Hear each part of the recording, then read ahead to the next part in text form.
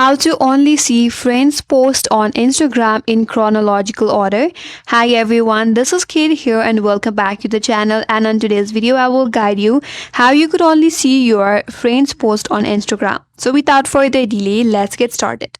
First of all, launch the Instagram application in your mobile device and make sure that you're logged in with your preferred account. So once you're on your home page, you may find some of the posts from the account that you may not be friends with them on Instagram.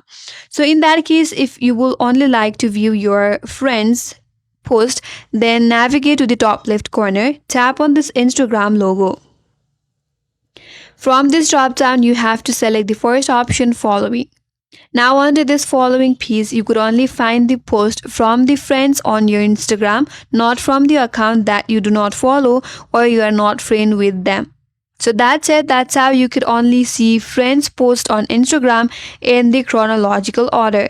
That's it, and that's all for today's video. Hope this video was helpful, and if you're new to our channel, consider subscribing. Thanks for watching and stay tuned for more videos.